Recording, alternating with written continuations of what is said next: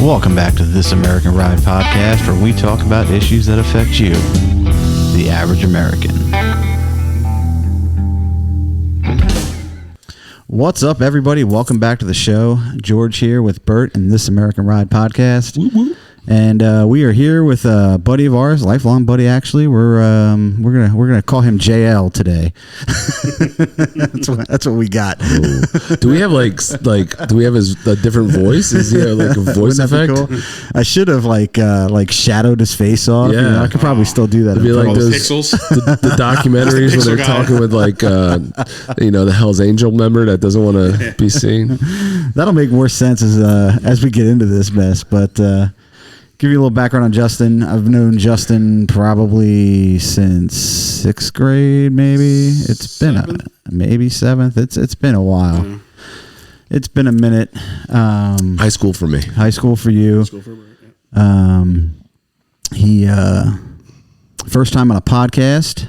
Yeah. And you're gonna have to get close to the mic there, buddy. Sorry. Yep. Because in the podcast cherry. That's it, man. Mm-hmm. And born in Jersey, but living in Detroit. Yep. Not actually in Detroit, though. This is something people don't know about Detroit. Explain Detroit to people. Well, if I told you I lived, outside Detroit in the actual city I lived in, nobody would know where the hell I live. Right. So a lot of people claim I'm from Detroit, but it's really the burbs that are outside Detroit. Mm-hmm. I was born and raised Jersey, went to school here, and got offered a job outside Detroit. Just moved my butt out there, and everybody's like, well, "Why Detroit?" And I'm like, "Why not?" It's like I got reasons. I got to get out of my parents' basement eventually, and they're offering me money. Money is good. I want money. I like money. So off to Detroit I went, and I said, "Worst case, I'll come home and live in the parents' basement." But left college for the automotive industry and. Lifelong career in the automotive industry. Yeah, I've been out there since February '99. Time out. Mm-hmm. Before you get into the topic, we're not going to. Before you get into your topic and before you guys start man crushing on each other, can I just say real quick for those of you watching on YouTube, 2 things. A, it's only May. Yes. Mm-hmm. So I apologize for the pasty legs, and B, the light makes it look a lot more pasty than it really is. Blaming the light already. And I'm done. You guys go ahead. While we're talking about that, Justin brought us over a bottle of Willet. Yeah, nice. Yeah? That you made something with some Manhattans with some Manhattans. Manhattan with Amaro. You haven't had Manhattans, Bert?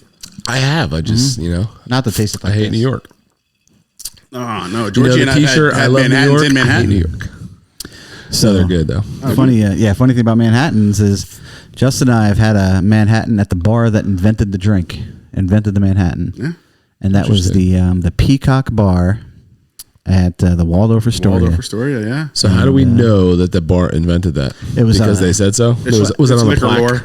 Yeah, it was a known thing. It was this is the bar that invented it. George looked at me one day and said, "Hey, you want a $20 Manhattan?" I'm like, "Sure, let's go." Was this like Elf, where on the door it said "World's Best Cup of Coffee"? And you're just like, "World's Best Cup." It's at the Waldorf. Congratulations, you did it! It's at the Waldorf. You got to believe them, right? It was at the Waldorf. They're not gonna lie at you. I mean, because rich people never lie. No, they never lie. No, they never do. But it was like 25-year Elijah Craig. Which, if you were lucky enough to see 25-year Elijah Craig in a liquor store, it's probably going to be about $175 for the bottle. And then it was the 150 C Grand Marnier. Yeah, I was going to say Grand Marnier was in it. And then it was some kind of but it was like barrel aged, some kind of crazy sweet vermouth, and bitters that they made in house. Okay. Which there are a lot of like distilleries now that are getting into the craft bitters thing. Mm-hmm. But the Waldorf is one of those things, I think bars years ago, because bitters don't stay well for very long, that they always kind of controlled their own bitters. Yeah. And we got there right before they closed. And then now it's like a hotel. Now it's residences. Yeah, we got there just before they for closed. Illegals? Actually, probably now in the city of Manhattan. So I'll say I've only been to New York City, I think twice. Once with me. But I think both times with you, no? Both times? You didn't go. Yeah, because you the 4 of us went the first time, and then we went back for the for the bike show. That was the second time. Yeah. That was the second. We went. When did we saw the Christmas tree? Was that the bike show? First time. Rockefeller Center. Oh no, that was the bike show. That was the bike show. Yeah. So the point of that being, I don't like New York, but the bars there do make some killer drinks. We had the old fashions at that one little side alley bar that was pretty banging. That was killer. They make them properly, which is really cool. They take pride in their profession at least a little bit. Well, right. That's the funny thing. You mentioned like little bars or whatever. And that I'm in Detroit. They're not used to mom and pop shops out there. When I first moved to Detroit, I'm like, well, where can I get good pizza? Right, because we're a little bit of pizza snobby. They were like here. New Jersey. No, they're like, oh, well, there's this chain over here that's pretty good, or this other thing over here. I'm like, they're chains, dude. I'm talking like a Ricardo. The name's Ricardo's, or Alba's. I'm not talking something that's a chain, even if it's local, right? It's like mom and pop shop. Yeah. And they're like, oh, well, this one's good. And it's like, and for the longest time, my wife, who's also from here, we both talked. The pizzas, we found okay pizza there, but it's not the same. Yeah. And we actually ended up meeting some friends in Manhattan. I think it was after my brother's wedding. Yes. We came down from Rhode Island to Manhattan and met some people in the city for the day. And we're just walking down, was it 37th Avenue where the Dakota Arms is? Yep. And we're off the subway. We're walking down the street to where John Lennon was shot. And my wife just disappears off the side of the sidewalk into a building. Oh. And it was just this hole in the wall pizza shop in Manhattan. And these guys are like, she's like, I need a slice. So she goes in and these other guys are like, all right, we'll try a slice. And they tried it and they're like, holy crap. You guys aren't lying. It is different and it's so much better. It's something we take for granted, being from the Jersey, New York area, that we don't realize that most of the country doesn't have pizza like we have. Well, because they don't get excited about it. And that's how it's like when first time I was working for this company, we were based in Austin, Texas. They're like, oh, you want to get pizza? I was like, yeah, let's get some pizza. And like Little Caesars showed up. I was like, what the Well, that's based in Detroit. Or some CC's. There's Papa one John's is another one. Papa John's, there's Little one down in Caesars, Texas Jets. that was like a buffet style pizza. And it was CC's or I think it was CC's. Yeah. So brutal. I'm like, bro, I could just stay home and have an Elio's. Like, But this is like the high school lunch cafeteria pizza. Yeah, it's like maybe one step above that. But we Detroit actually has do their own have pizza. Detroit pizza. Detroit has Detroit pizza though. And it is good. It's casserole. It's no. That's Chicago pizza. That's Detroit, lasagna. Detroit pizza is basically a Sicilian style pizza here, made in a pan. Okay. That actually I thought crisps all up the Sicilians crust. were made in a pan. But it crisps up the crust kind of differently. Okay. The way they make it. I feel like they put the cheese on the crust or something Detroit like that. style. It's not in the crust. It's still on it. Like it's on top though, and it gets crispy crust. Vito's making it now. He has his own Detroit. He's supposedly got some special pans and stuff that he has to use. Well, he's a that they pizza have guru. He is. He was on the But Food Network. I haven't tried it yet, so I can't vouch for how good it is relative to Detroit They pizza. make good pizza, man. But it's good for what it is. It's not a bad pizza. Now George mentioned casserole. No, that's Chicago pizza. That's Chicago pizza. That's damn lasagna. Yeah. You go to Chicago and get a Chicago pie, and it's literally 2 inches thick, and It's thick. That's what you're she lucky to said. have a slice. A slice or two, and you're done because it's just so heavy. And the sauce, everything's on. It's like inverted sauce on top. It's Again, good, not New York pizza. It's not New York pizza, and we have this whole transition. I think North Jersey has that New York style pizza, and then you get in the Trenton and you get in like Mercer County, and I feel like the pizza changes. Because I think in this region, I mean, it's all like micro regions, right? Trenton has its own style of pizza, which is really over New York my favorite. Okay. I prefer the Trenton like area pizza, and then you get to South Jersey, and as you get like south of Bordentown, I feel like it changes again to what we kind of grew up with. We get the Philly influence over here. Yeah, it's just a little doughier. It's not as which is what you like. It's that doughier crust, and I like. Saucy, I'm a cheesy. thin crust crispy guy. Okay, Portnoy, calm down. Well, it is. It's what I like. It's We do have a really good place by us that does a Connecticut style pizza, which is a thin crust, Like in New a coal Haven? oven, like a New Haven. Yeah, the owners. So that's his owners style. actually went That's out what he there. loves. The owners Pepe's actually went out is- there and learned, and then brought it back to Detroit. And Yeah. they do a really good job with it. Pepe's Pizza in New Haven. I've eaten there recently, and it is freaking amazing. It is not Trenton pizza. It's just a little bit different. But the fact that Pepe's Pizza is coal fired, and that is like New Haven. It's like coal firing is a thing. Yep. Where in Trenton, coal firing isn't a thing. It's that's New England, right? It's pizza ovens, coal right? heating and all that. Yeah, here's coal. Yeah, well, Brooklyn's coal fired. You know, when you get into like I forget the name of the place in Brooklyn that's super famous, but you get over there and that's all coal fired pizza. But Trenton is still the oven stuff, and so DeLorenzo's, who I sent Bert an Instagram reel, and it was Portnoy at DeLorenzo's in Trenton. Well, not DeLorenzo's Trenton anymore, but DeLorenzo's now outside of Trenton, and it's the thin, crispy pizza. But what you didn't see on that is DeLorenzo's does not cut their pizza in slices. Yeah, it's all over the place. It's in squares. They like have a circle that they cut in squares. It's the weirdest thing. I don't know why they do it. The one by us isn't the typical pizza cut. It's not nice. So why cuts. was the it's one like he was eating? angle. It was in squares. You just didn't notice it in the shop, but I noticed it because it was He held it up. It was a freaking. a square. It was like a long rectangle. Yeah, look at it again. Yeah. So he did, and he did two. It looked like a slice. He did two pizza. He did two pizza joints there. He did one was JoJo's, and which is another place I took care of the owner who started that restaurant when I was a young nurse in Trenton, and so that place is very dear to my heart. I love their pizza. That's the place that does the mustard pie. We went there to watch a football game once. I took you up there. Yeah, that's another Trenton thing, whole other story. But he gave JoJo's a pretty good score, but then he gave DeLorenzo's like a 9.2. I feel like. Oh wow! And they cut their pizza in squares. And yeah, the place that is Connecticut style by me, it's not your typical, like 6 slice type run through where it's all hitting in the middle. It's like random. Some could be square, like triangles. Some could be. It's a weird shape. It's not a square. It's not a normal pizza shape. It's like they don't even try. It's just it's like we ran the cutter through the pizza. Whichever you get is whatever you get. That's weird. But they do make an awesome like sausage pepperoni and like cherry peppers, sweet cherry peppers on the pizza.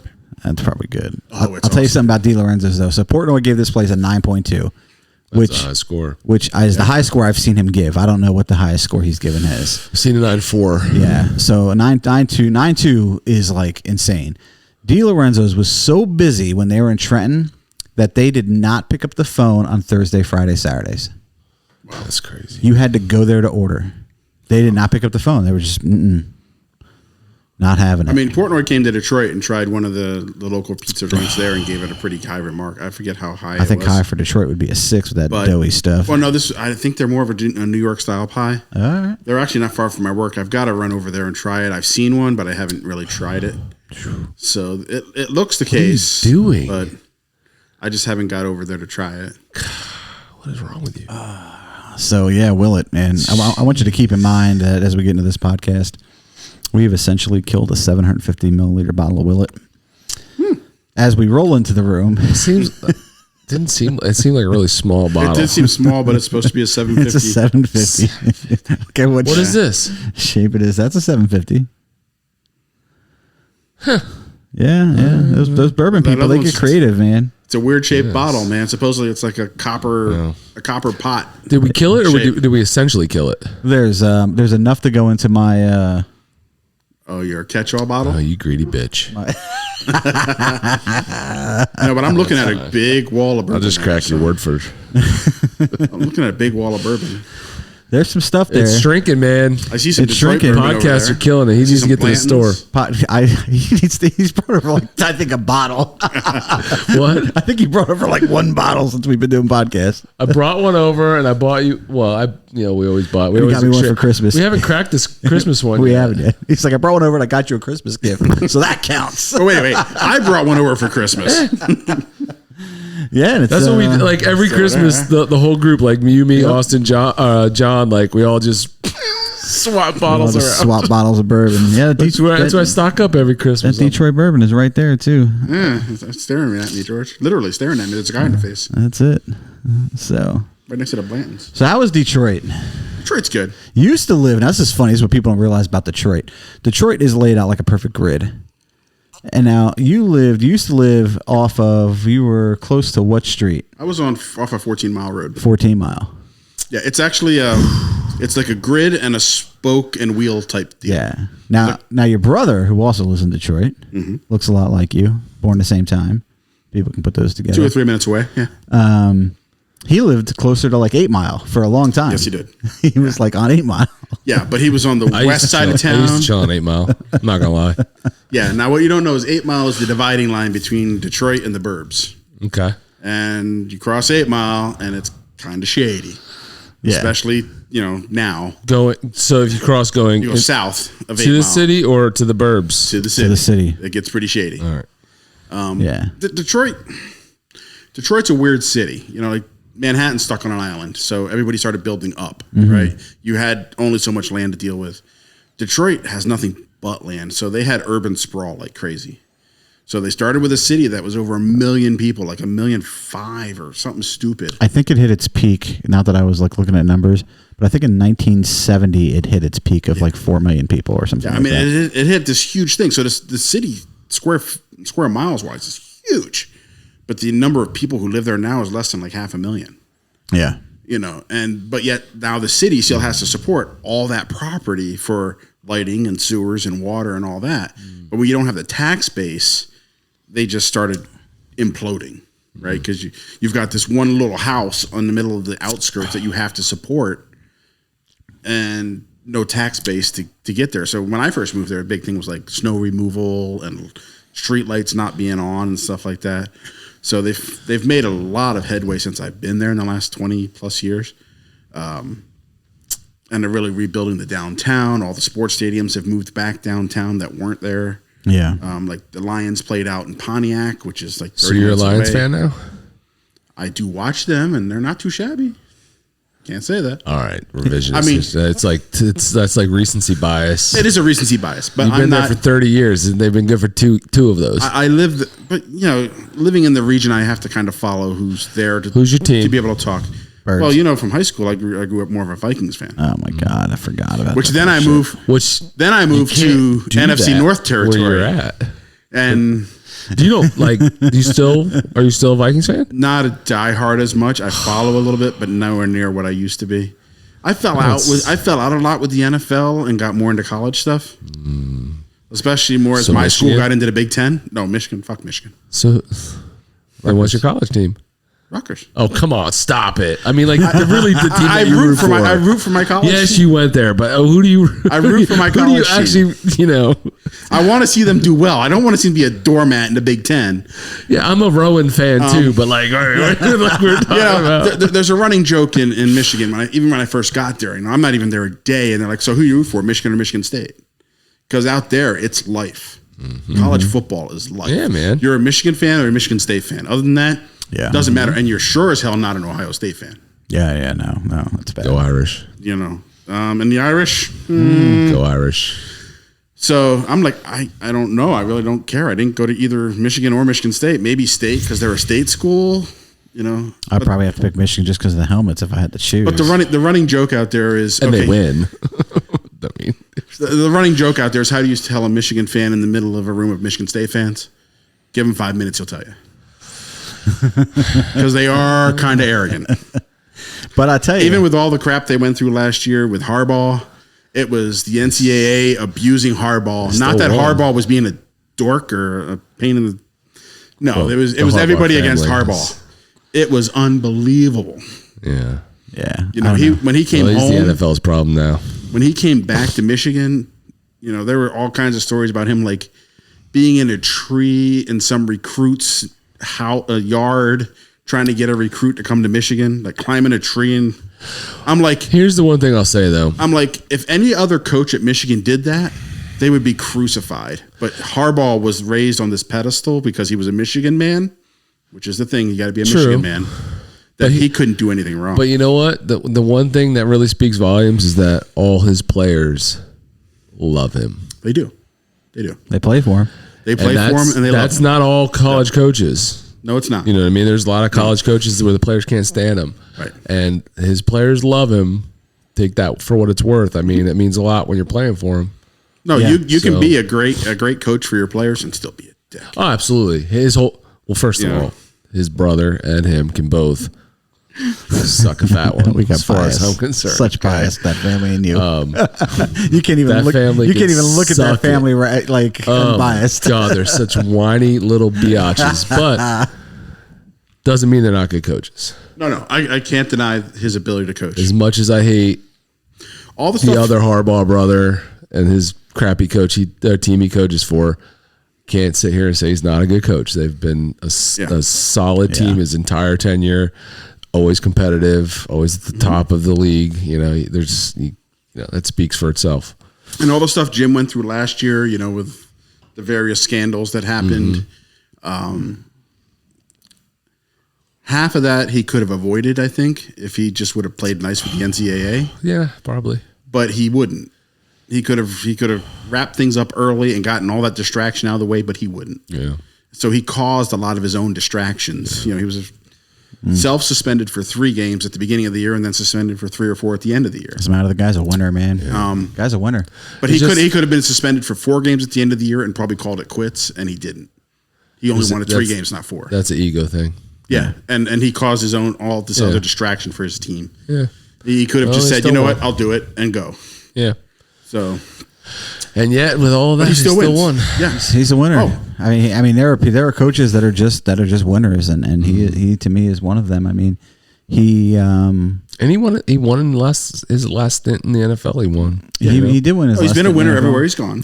Yeah. Right? I mean, Stanford, Michigan, or San Francisco. Yep. Stanford's been what was Stanford after he left? While his recruits were still there, they were okay, and then they just fell off. I mean, the guy knows. He can recruit, like you said. Well, obviously he can recruit, but his players love him, and he knows how to get the most out of those players. That's the biggest talent that people don't understand with coaching in college sports is that recruiting. Yeah, and now with the NIL, some guys can do it, and some guys can't. My coach at Rowan.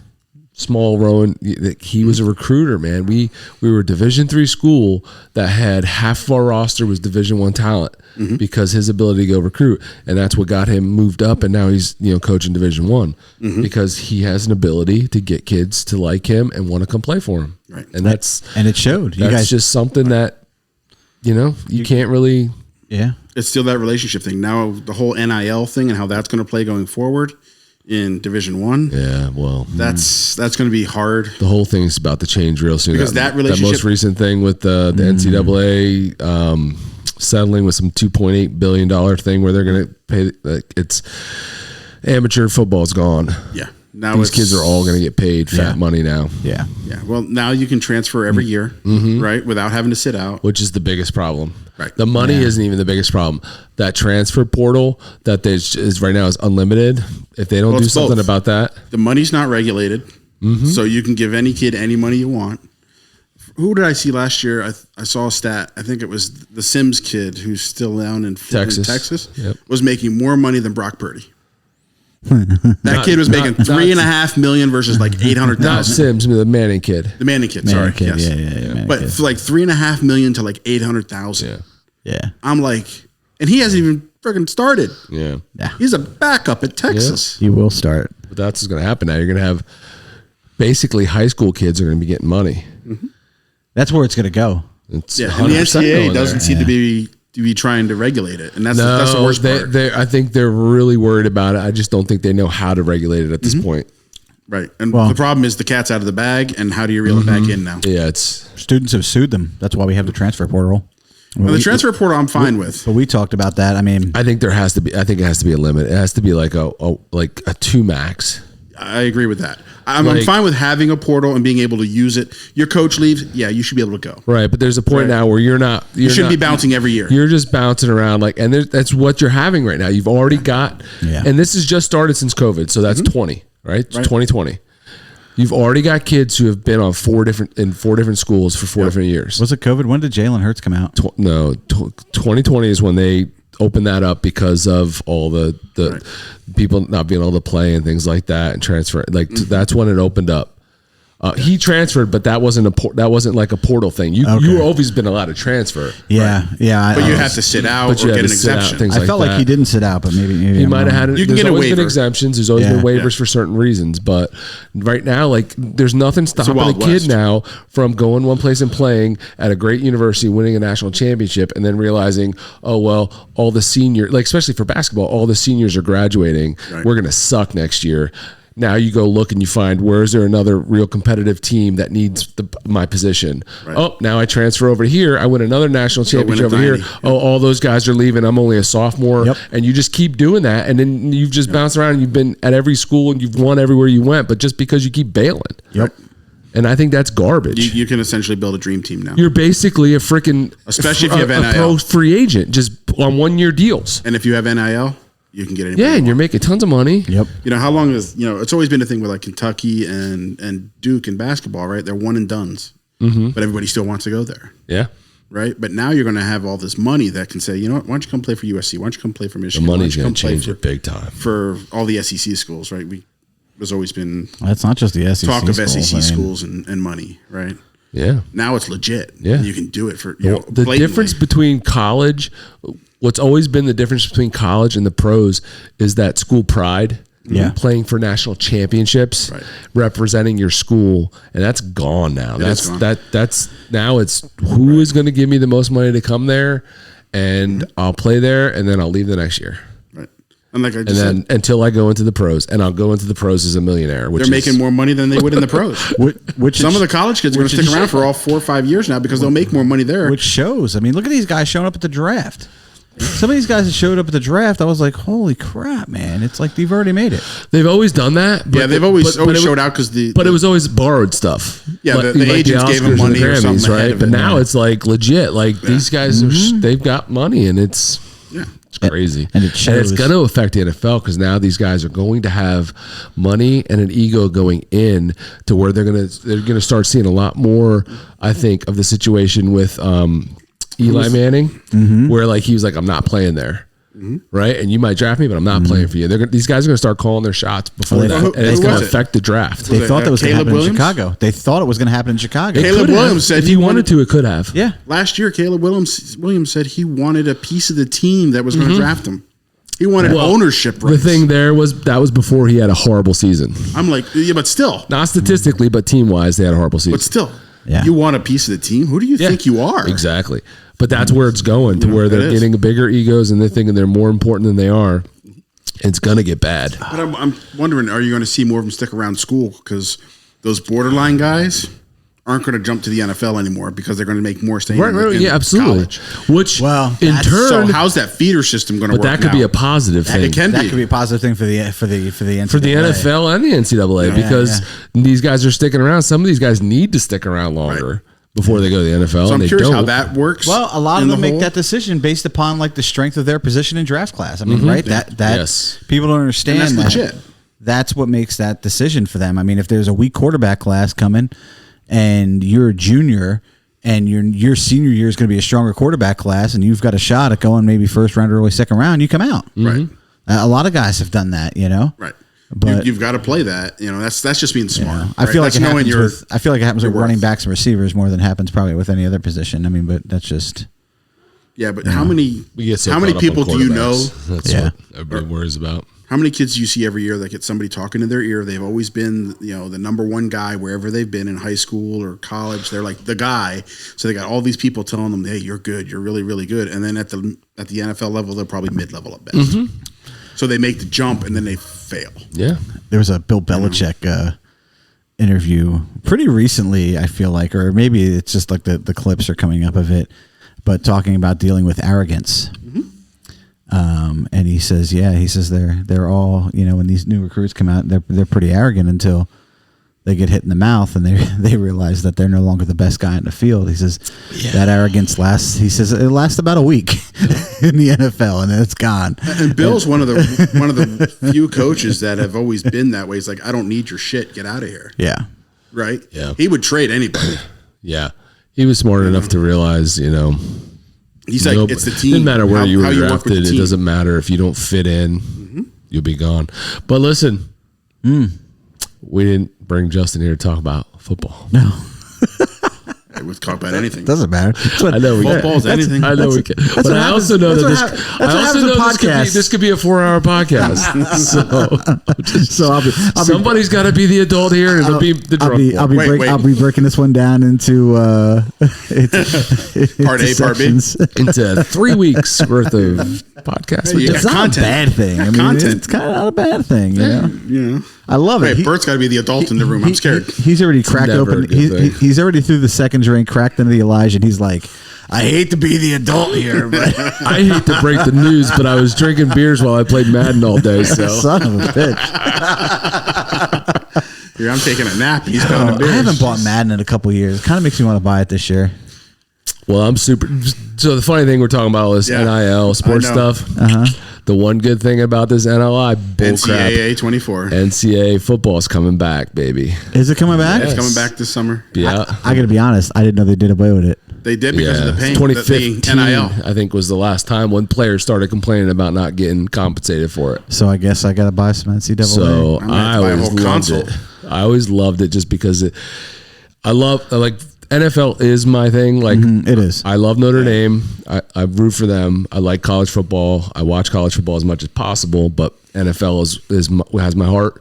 But the game itself for playing was cooler with NCAA just because there's so many more options. Like there's so much more going. There's so many more teams. There was the option, number one. Let's take South. I don't think that'll be in the game. I don't think that'll be a thing. I guarantee you there's some small school that they have that they'll have like an option playbook for. I'll bet you there is. NCAA, you had all the small schools. I mean, they had different playbooks. But that's the fun part of NCAA. It's like, let's take South Dakota State and see if I can beat Michigan, or whatever. There was legit teams running it back. Well, so there has to be because they'll have Navy and Air Force. Yeah, I was going to say, they're Navy, Air Force, Army. So Navy, Air Force, Army do still run that. I think they're like the only ones. Army, definitely. Air Force may have They have to. but Air Force is the most progressive. Just because they still, they're like the biggest of the three. But I feel like they've been Navy and Army for sure. Yeah, Army definitely are hardcore. So that'll be in there. Which Air that'll Force, be cool. I feel like runs a lot of I, a lot of pro formation when you watch them. A lot of I formation is the Air Force. I'd be lying if I told you I knew because I don't really get to see them. But Army's definitely option. I mean, I always watch the Army Navy game every year, so I know for a fact that game is crazy. Just watching a couple of wishbone freaking. Yeah, Rutgers always played Army.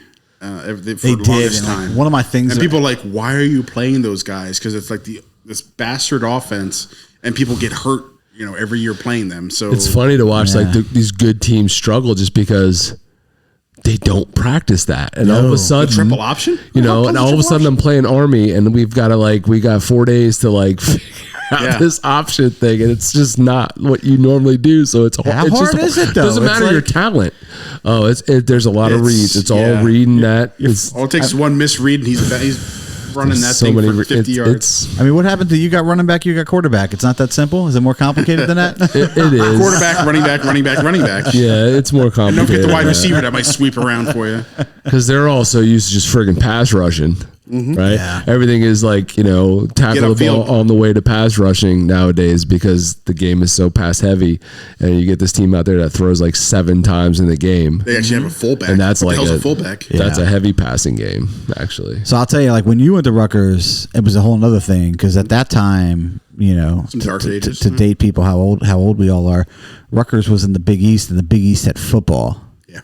And going to Rutgers games, we got to see some serious players play. Oh, yeah. I mean, we got to see Donovan McNabb at the college level, and I think at the college level, Syracuse, Pitt, he was insane. Miami, West Virginia. We saw Ricky Williams as a running back in college. I never forget watching that guy play. Holy cow, man! Who? Ricky Williams. Yeah, Ricky Williams. Ricky Williams in college was like, and Ricky Williams in college playing Rutgers was like, holy crap! It's a Madden Why game. were they playing Texas? I don't know. But they played Texas out of conference because we were a patsy at the time. Yeah, they played Texas. He was so good at Texas. It was insane. That's what got me back to liking Texas. It was insane. It was insane. And then I jumped on I was on the Texas train for a while, and then I came back to Notre Dame. Well, he was good enough to get Ditka to spend all his draft picks. You ain't kidding. Donovan was great too in college. Donovan was awesome. I feel like Donovan, and my thing is, if you don't know and you're watching this, these guys know I've been an Eagles fan forever, but I feel, and my love for Donovan just is not there. But I feel like Donovan, college Donovan, rookie year Donovan, the first 3-year contract Donovan was a slimmer Donovan. He was, and then when he bulked up, things got weird. His throwing motion got weird. Stuff went into the dirt. I mean, the guy's going to the Hall of Fame, whatever. He's put up the best numbers he had to bulk up. of any Eagles quarterback. But, I mean, touchdown interception ratio is like probably going to be one of the best in NFL history. But he threw a lot of balls into the ground, and that's why he didn't have the interceptions. But go ahead, say it. No, I just wanted to take a minute to apologize to my sister Bonnie. Why? Well, because she's a huge fan of the podcast and listens every week, and I know she's hating this conversation. Oh my God! She's not a football fan at all. So I'm sorry. I'll give her the heads up to not start. Blame it on me. I'll take it on my shoulders. Fast forward 40 minutes to the 40-minute mark. Take it on me. Because I just saw her today, and I said I was coming over here tonight. She was like, "It's about time. I was about to write to the Better Business Bureau that you guys haven't been consistent with putting them out." I was like, "I'm sorry. We just did 3 in a row. Like, you got some stuff coming up. We got some stuff, man. I think listen." And you listen to the podcast. I do. My wife does even. Which is not even like because I make her. My wife does. She listens to it. I gotta say, I'm kind of shocked the wife listens to the podcast. I'm a little surprised. I'm kind of shocked, man. I know the dissent there. So not so conservative. I'm thinking not so much. Let's just say we generally. She's just very supportive of her friends, which is very admirable. I will say. So if you're listening to this, Tina, we thank you. Appreciate that view. 1 of 30 a week. But we all have our views, and views that's the beauty of our country, right? We can have our opinions even if they're wrong. Well, it is, and exactly. It's interesting. Trump. So Trump last night, while we're talking about the variance of views, Trump spoke, and I haven't seen the actual speech yet, which is kind of weird that I haven't seen clips of it. But he spoke at the Libertarian National Convention in Washington, D.C. Yeah, I heard he kind of got booed and jeered a little bit. Well, and that was the thing. So I would expect him to. Which, of course, is what the mainstream's reporting. Libertarians just boo everybody because they're big, giant fence sitters that don't take a stand on anything. I mean, they believe in liberty but not abortion. So, I mean, it's like they're pro-life, but they believe in they're fence sitters, bro. Well, it is what it is. It's a different party. But it was interesting that the guy from the Libertarian Party came out and was like, listen, we are not liberals. We, respect the views of other people. And this was, what he said to the folks that were there. And he says, we are libertarians. He said, we are used to being surrounded by people whose views we either don't totally agree with or completely disagree with. Mm-hmm. And that's who we are. So don't lose who we are because you've been, taught to dislike the guy who's about to get up here on stage. Well, but that's funny, though, because I thought that was, I don't know. That's a good message from his standpoint. It was a decent message. But everybody there had to know Trump was going to be there speaking. So if you don't agree with him, why are you going to go there and just boo him? Well, he said he got up there and pay the money or whatever to show up. He started out and he said, listen, there's 2 types of people in this room. There's libertarians and people came here to support Trump. That's who's in this room. And that's how he started out his speech, which I thought was, What about Trump do libertarians not like? I gotta tell you, I don't think I'm equipped to answer that question. I know libertarians believe, from what I know about libertarians, and I have a buddy who's a libertarian. I don't know if I could get him to come on this podcast or not. I might be able to, but they don't believe. They believe in the country at home, the liberty that we fought and died for, and that's what they believe in. They do not believe that we should be at all meddling outside of our borders. Yeah. That's true, but there's a lot more to them than there is more to them. I kind of feel like they're like the party of like no laws, because anything the government tries to restrict us on is wrong. The Department of No Regulation. They're definitely no government regulation, which is essentially the same as no laws. Well, regulation and laws, I think you could probably draw a line between. But can you though? Yeah. I mean, you give me a speed limit that you're regulating my speed. Oh, yeah. I don't know. The EPA tries to regulate what goes on in West Virginia, which they've obviously lost the cases, which is something definitely we need to talk about at some point. But, the EPA tries to push regulations upon states, which are not laws, they're regulations, but then they fine you for not, abiding by those regulations. But they are in no way laws. So they're regulations, right? Right. I've tried to figure them out because there's definitely things about libertarians that I agree with, But then the last election cycle, I guess 2020, we have a friend from high school, a girl from high school. I don't want to say her name, but we have a girl from high school who's like a libertarian. Okay. And I'm friends with her on Facebook, so see all her stuff and like kind of conversing back and forth about it. And she's like trying to like push me into, well, check this person out, check that person out. And there was like somebody running, I guess whoever was running in the Libertarian Party as the VP or whatever. She told me go watch this guy. So I went and watched some of his stuff, and he was completely open borders. And I was like, I gotta tell you. Oh, hell no. I gotta tell you. That's weird. Yeah, I gotta tell you what. I'm not gonna say her name, but I was like, it doesn't matter. I don't care how many things of his I agree with. He completely lost me at open borders. Yeah. What was his name? Like Benny something? I feel like that's not. Forget his name, but core libertarian view. I feel like that's. Well, this guy was like running on that hardcore, and I'm like, which is fine, but I mean, whatever. That's his belief. That's his belief. Because I know how they're like, but government stay out of my business. Yeah, things like that. Right. Which I'm 100%. I'm in on that, but then they go off on these weird little extra spots where I'm like, I can't get behind that. We should try. I should try to see if I can get a libertarian on the podcast. It would be interesting. Yeah, I mean, because some things I would just like to ask questions. Hey, I'm not against somebody else's views. I'm I'm fairly against open. A lot of people's views. I'm open to hear them. I may not agree with them. They can have them, but yeah, I'm not open to some people's views. But I feel like libertarians have a lot of stuff. I'm open to learning, right? But I think there's a lot of points that I could probably get behind. I mean, when it comes down to it, though, I live in a state where, or maybe I hold a belief where. Right now, we're at this two-party system, and every vote not given to a Republican at this point, I believe, is a vote given to a Democrat. And I can't, like, I almost could never split my vote. Like, I feel like the Republicans, especially where we live, need everything that they could possibly get. I mean, the Libertarians are strong enough where they're always going to get enough votes, I think, to become a party from somewhere, because they need so many votes to be able to run, right? But yeah, I feel like where we live, like I can't, I can't bring myself to what I would consider split a vote, and vote Libertarian instead of Republican. I just can't do it. I think we need all the Republican votes we can in this state. I mean, not without them being like a legit contender. We're a hot mess, and I think that we've talked about this in the podcast a lot of time. Man, all of a sudden this got serious politically. We talk about this in the podcast all the time. The Democrats. Tina just turned it off. I know. There you go. The Democrats stick together. They play the long game. They stick together. Yeah, and they're going to stick together. Stupidity sticks together, though. It's just they have a game plan and they're running it. Yeah, the Republicans have been so fractured, and even in Michigan last time around for the governor election, it was a nightmare.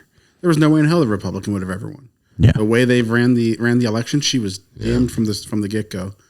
And a lot of that one actually came down mostly to abortion related stuff. Wow. She took a hard stance on abortion, and you knew that wasn't going to fly with any of the middle ground people, and the hardcore conservatives weren't enough. So yeah, it's sometimes when you're in a dynamic like that where you have a lot of middle ground, it's tough. And I feel like in Jersey right now, like we're probably at a point where we have a lot of middle ground. But before we get too much into Jersey, let's Legendary USA. Their selection of leather and denim jackets, vests, gloves, chaps, and riding shirts are 100% made in the USA with a lifetime warranty. Legendary USA isn't just about style, it's about quality. With American-made products and a commitment to excellence, you can trust that you're getting gear that's built to last. Legendary USA isn't just for bikers. They have a full selection of shirts, hoodies, EDC, tactical and survival gear, all made here in the USA. And here is the best part. Legendary USA is offering our listeners an exclusive deal. When you shop at legendaryusa.com and use the promo code LegendaryPod, you'll get 15% off on your first purchase. That's legendary with a D and pod for podcast. So why settle for ordinary when you can be legendary? Click that link in the description to head on over to legendaryusa.com to explore their fantastic range of products and use the promo code LegendaryPod to snag your 15% off discount today. Now back to the show And thank you for Legendary USA for supporting this podcast. All right. And we're back. I have no idea what just happened or what you guys just heard, but hopefully it's back to normal now. I don't know. Listen, man, we're recording this. We don't have a producer. Yeah, well. Cut us some slack. Yeah, there's no man behind the curtain. We're going off of George's limited talents. You know what I mean? Very, very limited. I kid, but we did have a problem there. So hopefully you guys are still with us. Anyway, we were rambling about libertarians and the plans is, liberals have an actual plan. Republicans have been kind of disjointed lately. Like I was saying, I can't, I'm not saying I disagree with all of what they have to say. I think I definitely agree more with somebody who's a libertarian than I do with somebody who's a liberal at this point. But I can't, living in a state where, I just feel like we just need to have as much of a conservative, showing as we can at the polls. Yeah. I mean, well, I still don't have much faith for this state, but we just had the biggest. It's nice to see. Yeah. Maybe even if we have a shift, it'll be nice to see. I just don't see us really taking over, but that's just New Jersey. It's a hard one in Jersey. But I mean, even Michigan, with all the union labor out there, they've gone Republican before. Yeah. So, it's not impossible. While we were having technical difficulties and I was checking my phone, I did notice today is actually, while we record this, you guys are going to hear this after the fact, but today is Memorial Day. So hopefully everybody took a moment to, just think about what this weekend's about and, give thanks for the millions of men and women who have sacrificed and paid the ultimate price for us to be able to have a long weekend. But couldn't help but notice that both the president and vice president on their social media accounts posted today or posted this weekend, enjoy your long weekend. But no mention of what the weekend's about. So again, that's how much our president and vice president care about our military men and women and those that have sacrificed for the freedom of this nation. So just putting that out there. Take what you will from it. Meanwhile, you got Rolling Thunder going on down. That was pretty cool. I watched some of that today on YouTube. Did you? Yeah. I'd like to do that one day. I would love to do that. That'd be cool. If you're doing it, sign me up. I'm in.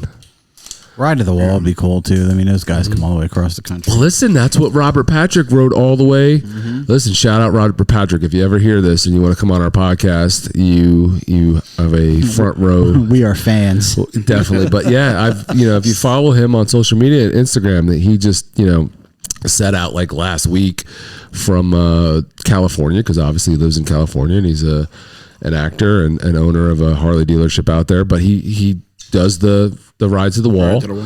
And he did that. He kind of documented his whole trip out there. I think they're actually he documented it on Instagram with, posts like we would do. But I'm pretty sure, come to find out, they're actually documenting it to make like an actual documentary type movie out of it. So he rode all the way out. And he is a member of an MC, which a lot of people don't realize. Yeah. But he rode out to the wall to do all, to honor the fallen and the troops and whatnot. So, and then he went up into Ohio because he's from there. Okay. And went back to like his mom and her house and stuff like that. But he came out for that reason to do the ride to the wall and whatnot. So pretty cool. I'm a big fan of his. Big fan of his. There was a TV series he was in not long ago with one of the winners of American Idol, or I can't remember the name of it. Stacey would know the name of this. But it was about some smart kids who were geniuses, and they were like kind of MacGyvering stuff. And the dude from American Pie was in it. Shipwreck from American Pie. Okay. He was in the series, and he's been in so many things. He's been in a lot of stuff. But it was the most recent one I've seen him in was the new version of Reacher. That series. He was a bad guy on there. He always plays a good bad guy. I'm horrible with celebrities and. Do you know what we're talking about? Excuse me. Robert Patrick? Yeah. I know the name. I don't know as much. So about he was the Terminator dude that was after Arnold Schwarzenegger when he was super young. That's Robert Patrick. Oh, okay. Yeah. Scorpion is the name of the series. Yeah. That's been done for it's been done a few while. years now. Yeah. I watched. I started watching it and then it kind of lost me. It did. I didn't watch it not because of him, but it got old. It was like he's been in a bazillion things. I know the name. I'm horrible with placing famous people with their. Dude's a rider, man. I feel like he had a little scene or two here and there in Sons of Anarchy, which carried over into Mayans. The Mayans. Okay. But I mean, other than that, he's been in a bazillion things. Yeah. But yeah, that was the Terminator one was when he was super young. Mm-hmm. You know, he was the dude that was after him. Liquid Terminator. Yeah. Well, I see why people would like Willet. That's actually really good. That's my first time having Willet. The bite is not. It's kind of smooth. It kind of reminds me of a Blanton's a little bit. Mm-hmm. I feel like I had. Ironically, that's what I just years got ago. some Blantons. You hit the Blantons, yeah. I feel like years ago when I had it, I was like not a fan necessarily, but like I guess I'm more as a Manhattan, it does pretty more refined in my bourbon drinking as I get older. But the Willet I would relate it to Blanton's. Yeah. Because I just had this Woodford and I was like, whew. Yeah, at home lately I've been Woodford's favoring. got that bite to it. I've been favoring the Old Forester 1920 lately. Oh, it's here. Which is a really good bottle. It's not here anymore. It was here. If you're a bourbon fan, you owe it to yourself to try the 1920. I think the Old Forester 1920 is probably one of the best bourbons in the market right now. It's on my favorite list, and a friend of mine just actually gave me some Larceny barrel proof. Yeah. Which is doing pretty well. I had that. First of all, that's expensive. Yeah. I'm a good friend. What can I say? Anything barrel proof is not cheap. But that's what Ron brought over. A Larceny barrel proof. Man, that had some kick to it. Yeah. That was warm. Yeah. That was warm. It's not as smooth as the 1920. No. After you're done with that, you need to try what I have up here on the shelf, which is Woodford 128, which is a very rare bottle, which I don't bring that. I'm worthy. I don't bring that down for the worthy. I'm worthy of the 120. It hasn't been offered to me, Justin. Well, I can't. He's like a bourbon. Well, I haven't known him longer. He's like a bourbon vacuum though. Like you crack something open. I cracked open a bottle of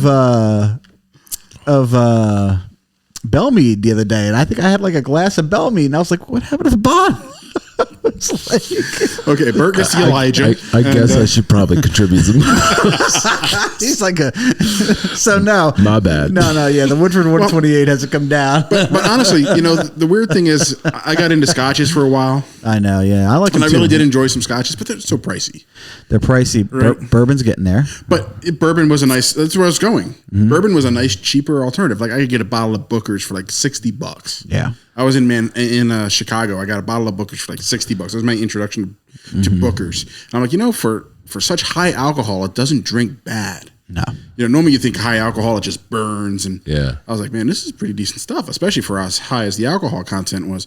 Now it's like $110 bottle. Yeah, Booker's. But I'm like, bourbon used to be the thing that it's, $60 was like a max bottle. Mm-hmm. And you could get some really nice stuff besides like Pappy or some of the other really crazy stuff. Yep. But now it's like it's doing the same thing Scotch did, where it's just going stupid. Ironically, I'm a beer guy, and I didn't realize till recently how I'll suck down some bourbon. Oh yeah, I've noticed that at my own house. I'm like, where's that bottle I just bought? Where's that bottle? Oh, the weird thing is, I got into I could do beer. With all the mountain biking and the people I know there, I got into beer and I could drink all kinds of beer. But if I just have one beer, I get sleepy. I can have a bourbon and not get sleepy. Yeah. It's just the way it affects me. Why are you having one beer? I'm not a major drinker. I'm a social drinker. But if I'm at home, I can't just have one. You gotta socialize. If I have one beer, I get sleepy. But I can have bourbon. It doesn't matter. I'm less likely to crack open if I'm here by myself. I'm less likely to crack open a beer. I'm more likely to pour myself a glass of whiskey. You can't I'm a beer drinker, and if I just try to drink one or two in the middle of the afternoon, I'll be ready for a nap. Once I crack them, I'm like, we're rolling.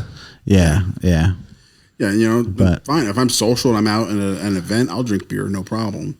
So if I'm just going to have a drink for the night, it's definitely bourbon. Yeah, I could see that. For people or Scotch. For people who don't know, Booker's, one of the things that Booker's prided themselves on is they did not cut their bourbon when it came out of the bottle. So out of the barrel, yeah. When you see out of the barrel, yeah. When you see bourbon and the proof of bourbon, like this Woodford that we have here is what? Probably about 80.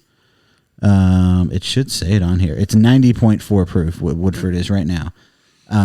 So Woodford is distilled, and then it's aged in a barrel, and then it is literally watered down till it's 90.4 proof. That's their proof. That's why when you see old 96 Jack Daniels is down to what, 80 proof now, I think. Mm-hmm. And Jack Daniels used to be stronger years ago. It was like 96 proof, and now it's like down to 80. Who drinks Jack Daniels? Yeah, listen, man, my grandfather made I'll do Jack and Cokes if I'm on my race at weekends a bar, because that's like Jack easy to get. It's like a cheap bourbon. It's cheap and easy to get. Yeah, in the 80s and 70s, But 80s, like- that was a whiskey. But just like Jack alone, No, I don't do straight Come Jack. on. No, I don't do that either. No. I will drink some Red Stag, some Jim Beam. I'll drink some Jim Beam alone, but not Jack. But so stuff is cut. Mm-hmm. So as different people were, coming out with whiskeys, Booker's never cut their whiskey. The Booker's was written in hand, barrel whatever proof. it was as it came out of the barrel was barrel proof. So this Woodford 128 that's up here is barrel proof. There's an Elijah Craig downstairs I have that is a super rare bottle. And that's becoming the That thing is now. barrel proof, but Barrel proof is becoming the thing. because we're making less bottles and charging twice the amount. Yeah, so. everybody's doing barrel proof now. Mm-hmm. And that's what some people don't realize about bourbon. Some bourbons are mixed. Yes. There's single barrels and there's bourbon. Yeah. Well, then they're not where they bourbons. mix different barrels to get the flavor they want, and then they water it down. Yeah. Then there's the single barrel, which is one barrel that they may water down. And then there's the whole barrel proof. Like, do you know what makes bourbon? This is a question probably most people don't know. Like, do you know what you have to be bourbon? so here's the thing. I've heard it before, but no, I don't remember. It's like champagne. You need to be 51% corn. Okay. All right. That's your minimum is 51% corn, and you need to be aged in a new charred American white oak barrel.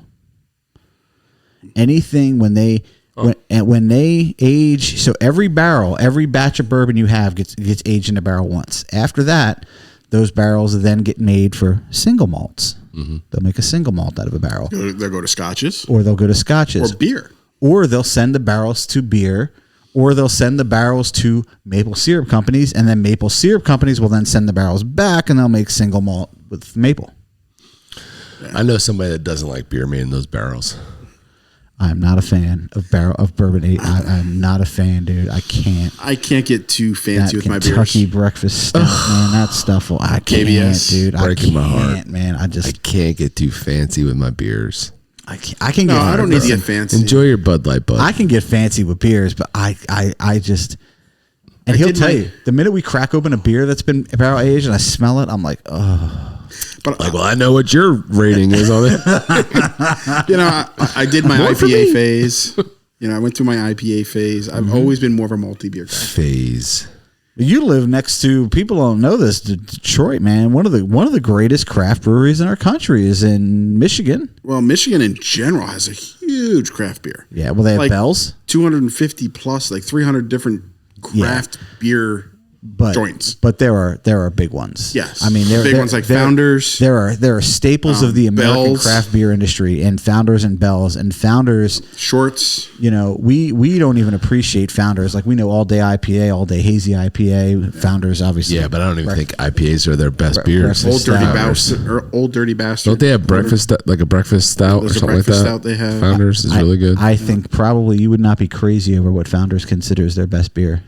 I bet you I would be. What is it? Oberon. Yeah. What kind It's is their that? most popular. It's a wheat ale. It's a wheat. Listen, man. Oberon. Just because it's not my style of my go-to doesn't mean I wouldn't enjoy it. But it's their big thing. But Oberon is so big. You would appreciate. What happens every year? Oh, there's Oberon Day. Oberon Release Day. Release Day. They call it Oberon Day. But you know what Oberon used to be called? What was that? Soul Sun. Oh, okay.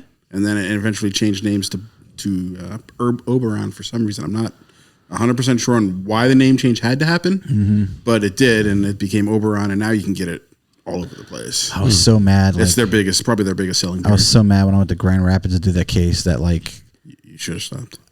I couldn't stop. I got in after the brewery was closed, and I did the case, and I got on a plane and left, and like there was I had to get to another city. Like there was literally no way for me to. I left here on a Sunday to. Grand Rapids is a cool beer city. It's a terrible city to fly in and out of. By the way, I'm not going to deny that, but it's a cool city to hang out in because you can go to Founders or you can go. Bell's isn't very far. Once again, I'm going to have to be the adult.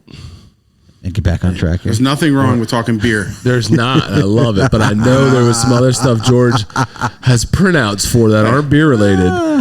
We're an hour in and we haven't even gotten to the topic of tonight's podcast. Yeah, did you not think this was going to happen? Because I was fully prepared. Before we get to the topic of tonight's... I prefer the seat of the pants thing where we just go where it goes organically. I know how that works. Topics and menus and all this shit. That's somebody else's thing. That's great and all. And we've done that before with guests. For 3 hours. And then guess what? None of it got freaking uploaded because there was problems because it was just too big a file. So, but before we move on to what George really wants to talk about tonight, have you been to Alpena? I have not been to Alpena. I have been to the Upper Peninsula of Michigan. Okay. Which is that part we screwed Wisconsin out of. Because that's like the one place in the state I've been. It sounds like a skin rash. It's right here. I don't know what that means. It's on your, in Michigan, on your middle finger? In Michigan, you're the hand. If you ever look at Michigan, it's a hand. Okay. And then there's Alpena. Okay. You go to Alpena. So when you're in Michigan, you point where you're from. All right. On your hand. Well, I was in Alpena. Then you got the Upper Peninsula up here. Why were you in Alpena? Work. Yeah. I feel like it's like alopecia, like it's a hair disease. So the Air Force had exercise up there, and I had to go as part of because as with working at the KC-10 Combs over there on base, we had to like support them, so we had to go as kind of like Camp Grayling, part of the mission and support them in their little exercises, real world exercises, and be there to give them parts and stuff and wear mop gear and gas mask, all that bull crap, dude. Oh, you're doing work. I'm like laying on the ground in mop gear would be nice. In a fake bunker, which is just the outline square in the grass in the middle of the night in like December in Alpena, just laying there because we're pretending that we got hit with like chemical warfare bull crap. It was cold, and December in Alpena. I was there for a long weekend. I did it the one night, and I was like, no, I'm done. I went back to where my room was, and I just sat in there for the next 2 days, and I was like, I'm not. If you guys need parts, call my cell. I'm not doing this anymore. First of all, that's above the 45th parallel. You got me wearing a mask, right? That doesn't work with a beard. Oh, of course, yeah. So basically, if we got hit with something, I would be dead anyway. So I'm not wearing this stupid ass mask and acting like I'm, protected. They really need to be more open and have a beard friendly mask. A gender neutral mask? No, not gender. Beard friendly. Beard neutral. We want to be inclusive here. They need to. They need to be super inclusive. I still have, what? And just for spite, I kept all of that. Just so the government knows, I kept your freaking mop gear. It's in my basement. And if we ever have a fallout, at least one of my family members will be safe. Not Bert because of his beard. Not me, but probably my Carolyn will be safe. At least Carolyn's protecting the wife. Good job, Bert. You've got a good fallout basement, man. That basement's deep. It's in the ground. It'd be good. Yeah. I might be good here. It's a good one. We'll see. Not that I've looked at like the nuclear blast radius from Philly. We're good, by the way. I don't know about nuclear. We're I don't know if I'm safe from that. But how about McGuire? We're also good from McGuire because here we're far enough away. And the way the weather pattern goes, we're not. If you're going to be on the East Coast, right here is not bad. I'd rather be south. It's not bad. Yeah, screwed. You don't think we're better off being south of here? I don't know. We're awfully. I mean, I want to be way south of DC. I was going to say south of DC, you'd probably be fairly safe because all the other regions. Yeah, well, DC is going to be done in like 2 we're months. in between DC and New York. Like I think we're in a crappy spot. Yeah, but when you look at the fallout, man, when they hit both of them at the same time, we're done. And you look at the weather, we're not. Well, you got that jet stream. Weather. Yeah, like you look at how the airflow goes, depending on where the jet. Here stream you are goes. relying on the weatherman to save your life. Well, but see, George gives me hell for living in Michigan and whatnot, how cold it can be and stuff. But the way the jet stream works, it actually works in my favor quite a bit. Let me tell you something about Michigan. You guys were like, we're moving to Michigan. It's only like 10 degrees colder. It is on average. Yeah, except 10 degrees colder. Except 10 degrees colder means in the late March you get snow. But see, here's the thing. There's no thing. I don't have near the humidity you have here. You don't. So when it's 10 degrees outside, I mean, I remember the first time I walked outside of my apartment when I was in Michigan, and it was like single digits. I'm like, it's going to be goddamn Humidity cold. makes you man. Right, because here in Jersey, if it's 30s, you're bone chilled. 30, I'm walked outside, I'm like, this ain't too shabby. Yeah. And then you sit out there for like a couple minutes, and you're like, oh, my ears are tingling because it's so damn cold. Yeah. And you don't realize how cold it is because that here it's a bone chilling cold because of all the humidity. 30 degrees and you're like bundled up, and it's like sucks. There, it's like you walk outside like it's cold, but it's I was not in bad. St. Cloud, Minnesota this winter, and I walked out of the hotel at negative 17 degrees. Do you know what happens when you walk outside at negative 17 degrees? Everything kind of freezes. You go back inside. You feel each individual nose hair you have freeze one at a time, and it's the weirdest feeling. That's a in the lot world. for you hairy bastard. It is. Each nose hair froze, and I was like, "Holy God, this is cold." But you didn't feel like through your bones like you were here. No, it was cold. It was negative 17. Like you didn't even see breath at negative 17 because it was frozen. It was Because your eyelids were frozen. And I was up there with two coworkers. One was from San Diego, and one was from Phoenix. Yeah, San Diego where it's cold at 50. Oh, they were crying, man. Yeah. They were. At least I left here. It was like 20 degrees when I left here, so it wasn't like terrible shock. But oh my God, man. Yeah. Oh my God, it was cold. Yeah, I've been to San Diego a few times. I kind of like the San Diego area to visit, Yep. My sister lived there. but it's California, so I couldn't live there. Weather's nice. Yeah. Same is. temp every day. Same year temp round. every day. You get a little marine fog in the morning, and then it's sunny and blue skies in the afternoon. What temperatures? I mean, there's so much about California in general that's amazing. Right. Geographically, temperature wise. The politics And weren't then there. the politics just crapped all over it. We had friends that lived in San Diego, and they had to get out, and they moved to Idaho. They had to get out. Why? Oh, dude, that's a huge change. Well, I guess it depends on what you are. They had to get out one because they're Christians. Okay. And they couldn't, it was just out of control. They didn't feel comfortable sending their kids to those schools anymore because the school curriculums are out of control. And they were homeschooling kids, and they felt like they needed a better place, for the family. And I feel like a lot of people like Idaho. Listen, I don't hate Idaho. I think that the weather in Idaho. I mean, well, if you were moving, you wouldn't do that because they do get some winter. They don't get the winter we get. They get more of a Pacific Northwest. And something I'd love to talk about in this podcast at some point too is the fact that we are sitting someplace in the country now that the mainstream media is not talking about, which is a whole nother section of Oregon voted to. A whole another group of counties voted to separate themselves from Oregon and join Idaho. I saw something about that. This has been going on. People don't realize this has been going on for 2 years, and there's real traction now. Really? Like they're gonna bring it. These people State politics are that bad. well, because these people in Oregon. I mean, listen, we have the same thing in Jersey, right? So I assume they're like border counties to Idaho. Bro, when you look at the map right now, it's half of Oregon. Okay, but they're all like. But yes, they are on the there's Idaho not like side. a separate. No, there's no Gap. there's no gap. It's not like a West Coaster. They're because these people in Oregon are so outmanned by the city of Portland that they're like, Portland does not represent Our values. Our at all. values. Yeah. And that's what it's come to. Like when we were here with Greg Sobosinski last week, what did it come down to? It came down to values. And that's what happens when you have states and with Michigan's very one much big that city. way too. The southern half of Michigan, with Grand Rapids, Lansing, and Detroit, Doesn't represent. those are big city things. They don't represent the UP. And Michigan, The Upper Peninsula of right. Michigan, not represented sparsely by that. populated, by the way. Very sparsely populated. Sparsely populated. People don't realize that. When I landed in Grand Rapids for the first time, I thought I was going to a city. Number one. Well, and By Midwest city standpoints, it's okay. at some point I did get to a city, but the airport, I landed in In a field. It was like landed in Kansas. There were no mountains. It was all flat. It was kind of weird. You everybody has go mountains. north. Huh? Not everybody has mountains. But I expected a city. I expect to see buildings, a skyline, something. No, there's no skyscrapers. And when you land in Grand Rapids, this is what I'm saying. That's what you expected. But see, we're skewed here on the East Coast. Of Philly went up. It's probably the equivalent. Manhattan went up.